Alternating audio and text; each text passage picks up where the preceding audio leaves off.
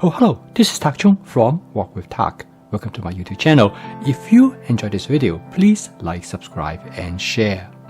Please write me at walkwithtak@gmail.com if you have any question regarding this video or any other videos in the past. If you have any suggestions, recommendations of what video you would like me to make, please let me know. I'm looking forward to hearing from you. Today's video comes from request of a viewer, and he asked me about template-based cooking. Now, we all know fast cooking system has 4 components. That's flavor chasing, advanced prepping, stir frying, and template-based cooking. Template-based cooking is important for a number of reasons. First of all, template-based cooking will allow you to be creative and to cook the type of dishes that you would like. And it also plays an important role to make your cooking more flexible, so you can use whatever ingredients that are available to you. One important base about template-based cooking is that you create your own template. Here I demonstrate how to create a template that will allow you to cook salmon. And the reason for me to create that template is because my wife loves salmon. I have several requirements for this template. First of all is that I would like to cook salmon very quickly. Second, I would like to cook salmon to match my wife's flavor preference. Last but not the least is to cook salmon with other vegetables to enhance the nutritional benefit of this dish. To meet this requirement, first of all is that I cut the salmon into small and thin pieces so they can cook quickly, as well as they can be thawed quickly when I take them out from the freezer. The second requirement is the most important because I like to cook the salmon to the flavor that my wife enjoys. So one way I'm going to cook the salmon is that I'm going to shallow fry the salmon. Particularly in this way, I will cook the skin in such a way that my wife will enjoy. I'm going to cook this salmon dish in my Cuisinart 14-inch stainless steel wok, and I particularly like this wok because it has a relatively large flat surface area. So to cook salmon in this particular approach is that I take the salmon pieces, I lay them out on the surface of the wok. The important consideration is that I put the skin of the salmon down. Because I want to fry the skin of the salmon, that will give the salmon skin a crispy texture, and it provides excellent flavor. Now, most people do not like salmon skin, but my wife likes the salmon skin cooked like this. So this is a way for me to meet her flavor requirement. One of the reasons that most people do not like salmon skin are because they tend to taste fatty. This problem can be solved by frying them, and this will actually drive out the oil. So when I develop the template, I spend a lot of time. I try to figure out how long should I need to fry the skin, and how do I avoid overcooking the salmon.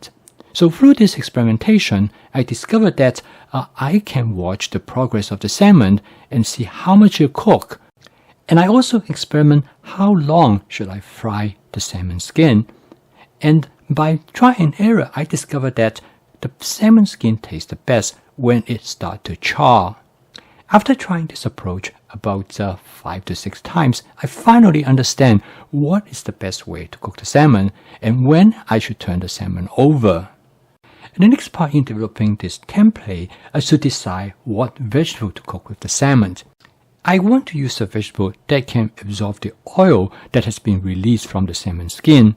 The oil is an omega-3 fatty acid. It's a nutritional fatty acid. I choose to add thinly sliced mushroom, and here I use portobello mushroom, but I can use other type of mushroom as well.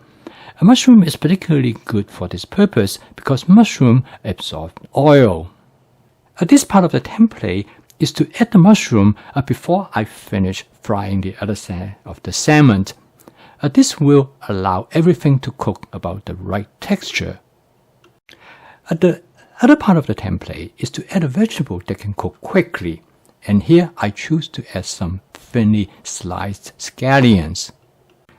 By now I decided the texture of salmon is just about right.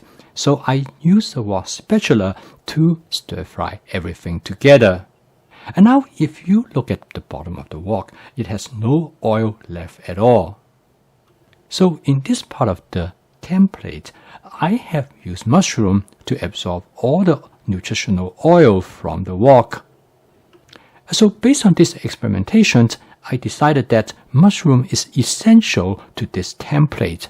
So if I don't use portobello mushroom, I can use white button mushroom or other type of mushroom that I can put my hands on. However, the scallion can be a flexible ingredient. I can put in any vegetables that can cook quickly. For example, asparagus would be a good substitution, as well as snow peas. For this time, I'm going to season the dish with about 1.5 tablespoons of oyster sauce. But this part is completely variable. You can season the dish in many different ways. So this would be one aspect of a template that I can make easy adjustment in the future, depending whom I'm cooking this dish for. I decided I'm going to add some Shaoxing cooking wine because the mushrooms soak up wines very well. However, this is another variable aspect of this template. If you don't like to put any wine in, you can simply skip that. So okay, right here I have finished constructing this template. This template starts out with salmon that are cut in small pieces that they can be frozen and thawed out rapidly. Also, they can be cooked quickly. The second part of the template is that I will always cook the skin side of the salmon first to create a crispy texture. And then the third part of the template is to add mushroom. Mushroom is essential to suck up the oil that produced by the salmon skin. And the next part of the template is to add another vegetable, which could be variable. Any vegetable that can be cooked quickly could be used for this purpose.